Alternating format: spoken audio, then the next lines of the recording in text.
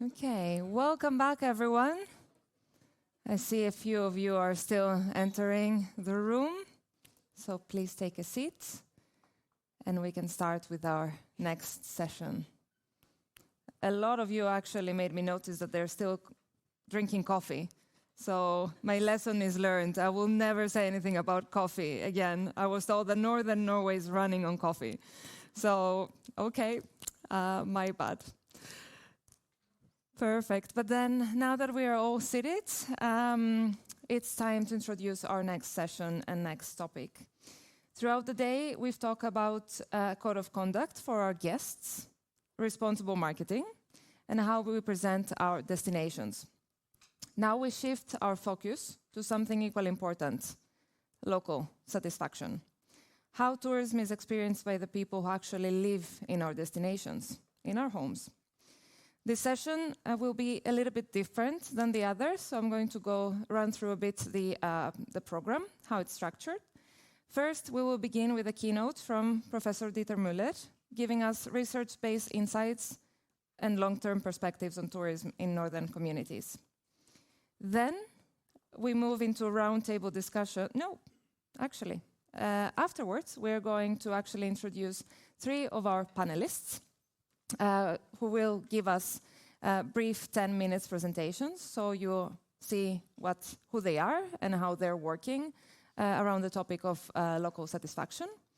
And afterwards, we will move into roundtable discussions where you will be invited to explore key questions with your colleagues from across Arctic Europe. And finally, together with our panelists, we will reflect on your insights, connect them to their own work, and explore what is already being done in our region. And now it's time to invite on stage Professor Dieter Müller. He's a professor of geography at Umeå University and has studied tourism in Northern Europe for over 20 years. He's an elected member of the Royal Swedish Academy of Sciences and serves on the editorial boards of several leading tourism journals. Please help me welcome Dieter Müller on stage. Thank you very much. Nice to be here, nice to see so many people. And actually, it's always exciting to be in such a context. I mean, usually we at the universities, we talk to each other, but not so much to people outside the universities.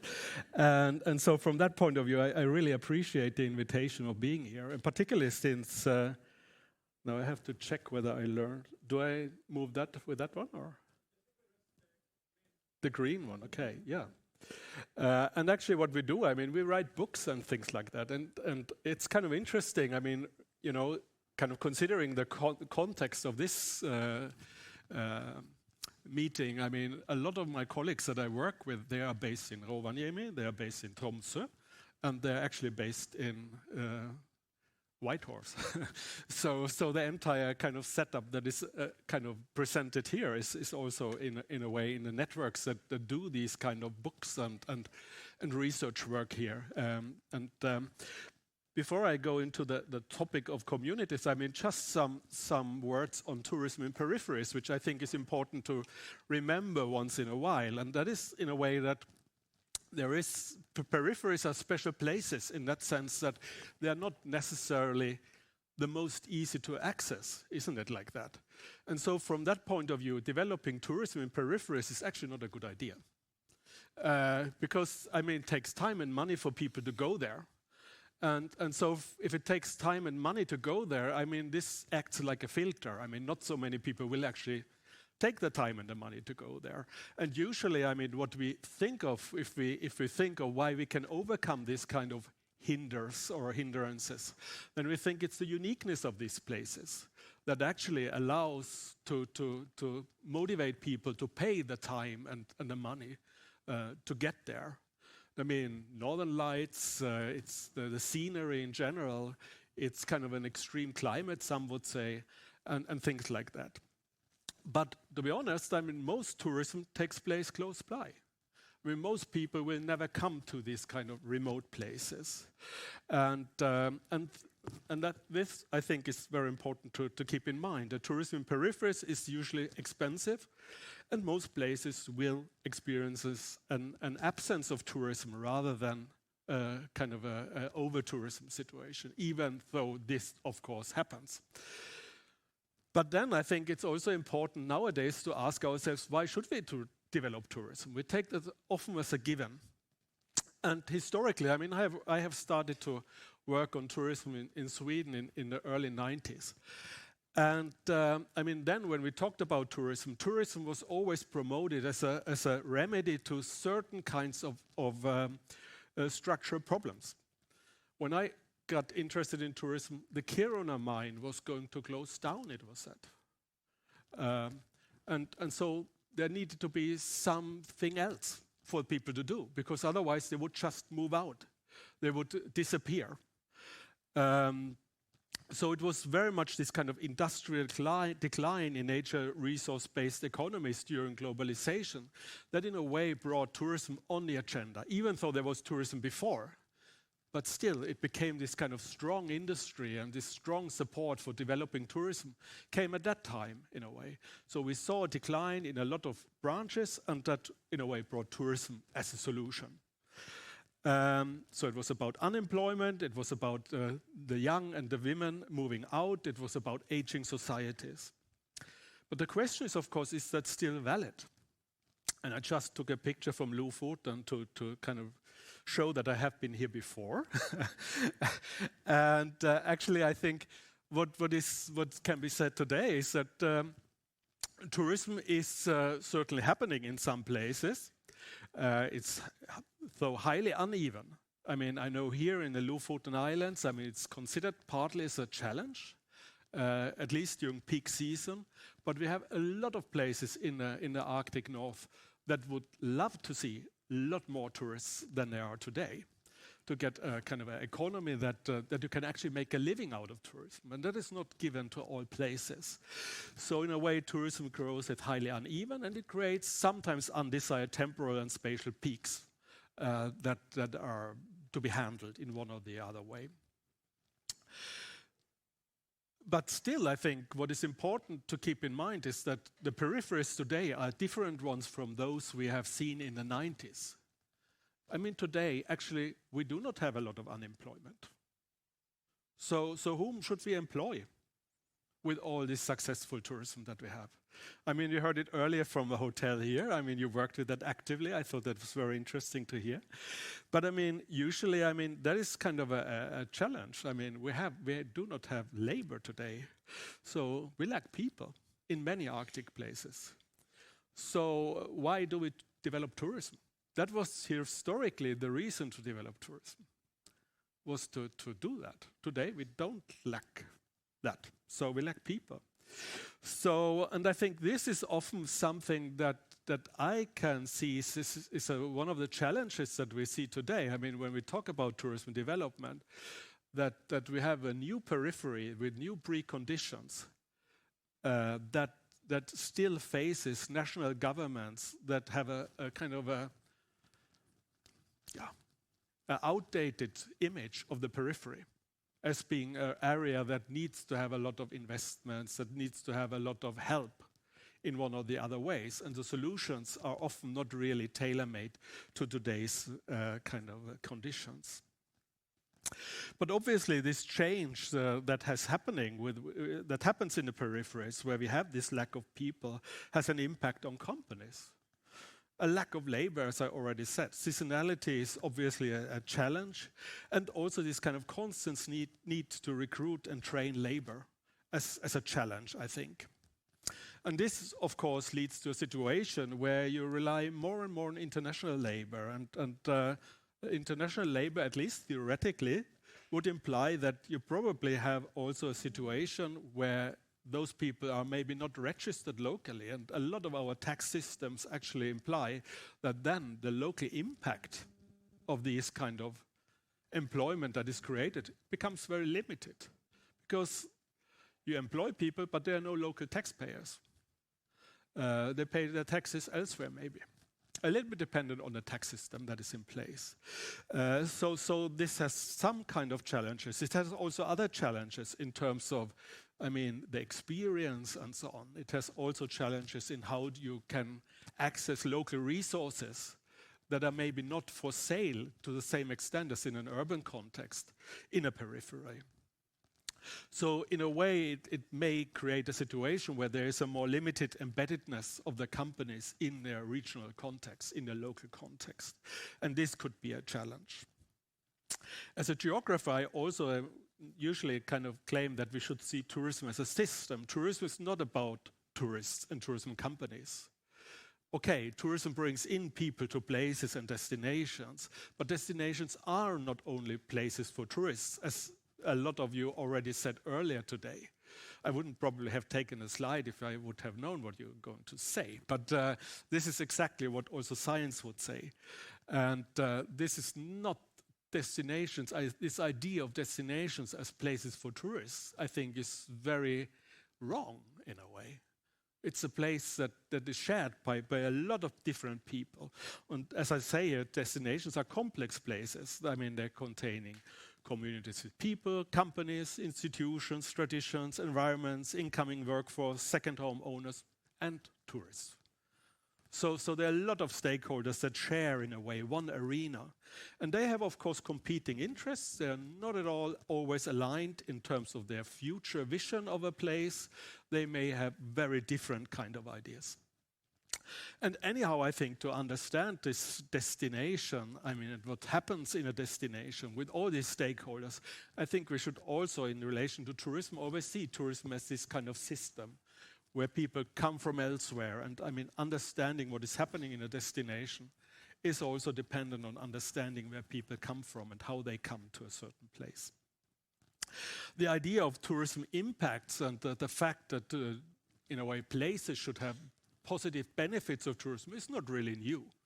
I mean, this book kind of at the time being, I mean, a kind of a very influential book in the early 80s, talked about a community approach where the idea was that tourism should be done to the benefit of communities, not only for kind of financial purposes for the company, but it should bring something to the ones that experience tourism as hosts, so to speak.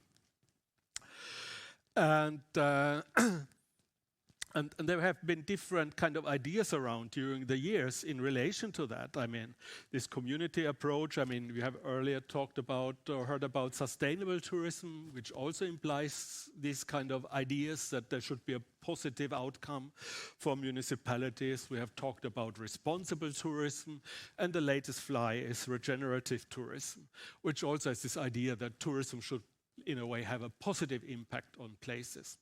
I'm not so much into these kind of different concepts because, yeah, I have been around for a while and seen all these kind of terminologies. And I would say, I mean, in general, there's nothing wrong with them. I mean, they point into the right direction, that we should think about what tourism is good for. And that it's not good for only for the company, but also for the community. And we should strive for that. I think that is kind of a very easy message that it's very easy to embrace. So all these kind of ideas boiling down to the notion that tourism should be about peoples and communities and not only about companies. They are interwoven, of course, with communities, but this is an important feature of tourism. And to be honest, I mean, I would say during the years, I mean, I said it to Annika here some 20, 30 years ago in a similar meeting. I mean, most of you would only have talked about selling things, not so much about communities. So in a way, a lot of these kind of messages, I think, have been also embraced by a lot of industry stakeholders as important for tourism. Tourism experiences in different places are obviously different. I mean, when we hear, I mean, the Nordic debate the recent years was very much about tourist taxes in order to kind of manage tourism in one or the other way. I don't go along that line now, but I mean, we often point at Barcelona, Dubrovnik, Venice as these kind of places of super over-tourism. And they complain about that. But on the other hand, I mean, we have places like Las Vegas or various alpine resorts who have actually a totally different ratio of numbers of tourists to locals. So they would actually have a far greater need to complain than places like Barcelona or so on, because they have a totally different ratio between numbers of tourists and visitors. Alpine resorts even up here would have a similar situation. I mean, the number of tourists is much greater. So it's not only about a question of numbers. That is my point here. I mean, the notion of over-tourism is not necessarily only a question of numbers. It's also a question of what some colleagues of mine in Switzerland would call the touristic capital of the different places. I mean, to what extent different places are used to tourism, have to learn to live with tourism, and also learn to position themselves and draw out the best kind of benefits from tourism or not. And there certainly, I mean, there are different ways of experiencing that. And I mean, a lot of these kind of small alpine resorts here, they have learned about tourism. They know how to deal with it to a much greater extent than places that have a more diversified economy, you could say. So this brings me down to this question of community relations. In the scientific literature, there's already from the 90s, there's this idea of social exchange, saying that at the end of the day, if you have people in a community who benefit from tourism, then the likelihood that they would kind of embrace tourism as a good solution is greater. Or even if you, maybe not yourself benefiting, but your neighbor is benefiting, you realize, okay, this is doing something good. It could also be the fact that you maybe have a hospital around or a school still running or whatever it could be. But as long as you see the positive impacts of tourism, the likelihood of accepting tourism as a good solution is much greater. Often this boils also down to economic benefits, I should say. So if you make an income of tourism, of course, the likelihood that you embrace tourism as a solution is much greater than if you're not. And this means also, even if it's not yourself who has this kind of experience, or knowing about others who have this impact, or that you know that the community is getting greater benefits because of tourism and maybe can afford this or that, of course, then you are more likely to accept it. It's not rocket science, isn't it? It's pretty straightforward thinking. But I think this is important to remember. And the tourism industry can then act as an employer of local population. That is good, obviously. It could be a consumer of local products and services. Also good, because then other companies could live of the tourism industry, even though they are not maybe directly kind of benefiting from tourist spending. But indirectly they do. It could also have an impact on the availability of services and shops, commercial and private services that are simply there because the number of people in a place is much greater than the people who are actually registered there. Also, if tourism creates taxpayers, or if tourism acts as a taxpayer, it becomes more acceptable. I think most of the Nordic countries have a system where this kind of company taxes usually go to the state rather than to the local municipality.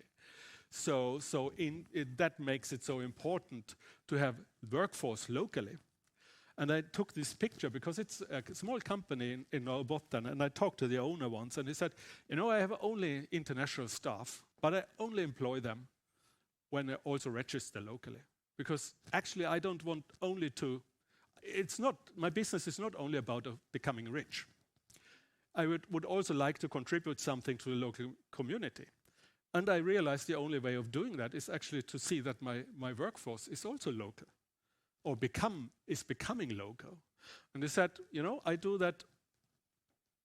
What I do is actually I employ them the entire year around, even though I could live with having them only seasonally. But that is a price I'm willing to pay in order to actually create these kind of local outcomes, or these local impacts of tourism. But tourism can also act as a driver of local inflation. I was involved in a couple of discussions on Airbnb and so on during the day. And there we can see kind of the impact of tourism on the housing market is obviously something that is relatively negative for the acceptance of tourism, even though we should accept that also there, maybe some local people make some money. But I mean, most often this is kind of becoming a problem. So obviously, I mean, these economic dimensions have an effect on how tourism is kind of perceived. So the challenge is actually this kind of non-local seasonal workforce and taxation scheme that are benefiting more the national level rather than the local community. Another thing that I think is important is actually ownership. Who owns tourism? It's not kind of deterministic in a way that non-local is bad and local is good.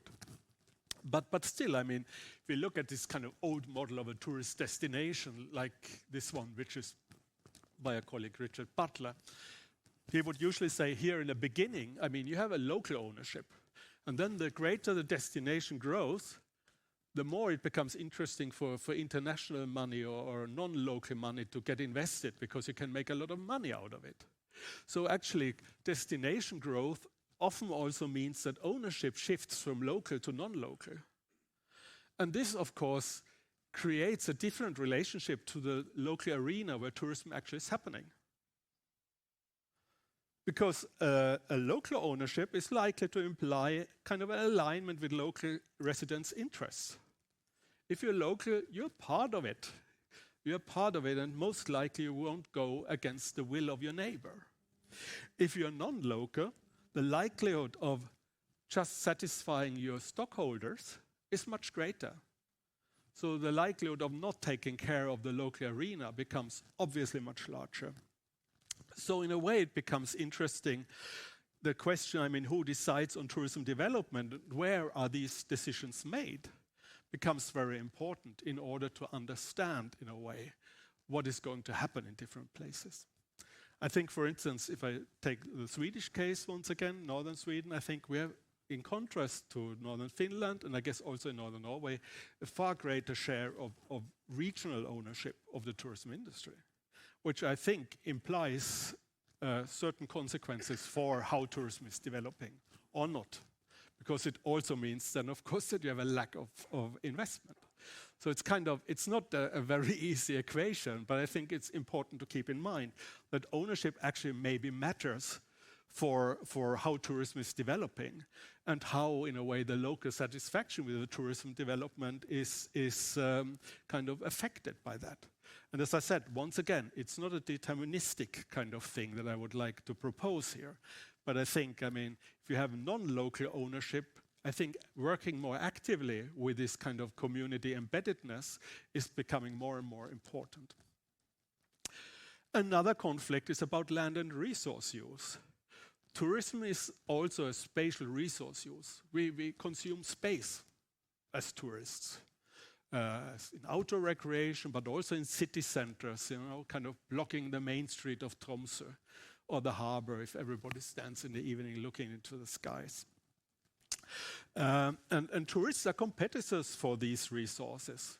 And I mean, sometimes these are kind of site-specific assets like nature and culture, or it could also be manipulated resources, as this Norwegian colleague Sondre Svolvaer once upon a time wrote. And there he means that this is about then kind of manipulated as kind of tourist services, you could say. It could be museums, could be things like that. And there, I mean, if you have this situation where you have competition for land and resource use, it becomes also very much a question of planning and management. So, I mean, what kind of infrastructure can the public sector provide? And to what extent is the public sector regulating tourism as well? Because, I mean, if we have a competition, and tourists are not the only competitors, I should say, I mean, then that is our usual tool set, our usual toolbox to handle these kind of conflicts. But this needs a public engagement and institutional awareness that tourism is actually a sector that calls for these kind of regulations. And resource management becomes a strategy, and particularly in high-cost destinations. And I think this also brings me to the role of institutions. I mean, there are other dimensions, of course, than I should say first, than the ones that I mentioned. I mean, there's more than economy and land use. I mean, we could talk about social dimensions, we could talk about cultural dimensions, we could talk about symbolic dimensions. I mean, just being now in the hotel here, and I was just the other day in Reykjavik, also the presence of Asian tourists is obviously something that hasn't been there 20 years ago, to the same extent at least. Does that mean anything? Because I mean, it also in a way brings about kind of where we had more historically single travelers, we suddenly get group travelers again to a far greater extent. What does that mean, and so on. But of course, these dimensions also affect the satisfaction of local populations. And I think institutions, kind of whether it's government or whether it's organizations, which I know many of you represent, in a way, they have a role in negotiating, in a way, this kind of the tourism experience, what it is about, and also telling, in a way, then positive and negative tourism impacts, also to local communities. And I think that is something that happens very seldom. If I think about my own hometown, Umeå, have I ever read something about tourism in the local newspaper? Not really. It's a non-topic in many places, I think. I know in other places it's a hot topic. Once again, it's a little bit a question of whether you are in a shape or in a state of over-tourism or not. But anyhow, it's something that is kind of amazing. The tourism, I mean, despite the fact that a lot of us have a lot of kind of opinions about it, despite the fact that a lot of us, or all of us, are more or less kind of influenced by it, there is actually very little debate about it in general. I mean, we heard about kind of the shares of tourism, or what tourism means to local economies. I think most people would not have a clue about it. They could not set a number on it if you would go out in the street. And I think this is kind of problematic, and of course also affects in a way how we think about tourism, and also the fact that we don't know in government. I mean, that there's not really known. I mean, what tourism is all about, and I don't know. I mean, maybe some of you are fortunate and have politicians around who are really engaged in tourism, because I think most of us are not. Tourism is very low on the agenda, despite the fact that it affects our everyday life quite a lot. And that, I think, is one of the big challenges for tourism as a community. So I think, I mean, these kind of discussions should be partly about information. We talked about that earlier with this exercise that rendered these kind of posters. But it's also a question about how to support tourism. And I mean, obviously, this program, Arctic European Tourism Cluster, is a part of this kind of activity in order to support and support the industry. But it's also, and that is something that I think we are talking too little about, it's about regulation. It's about regulation, because I mean, usually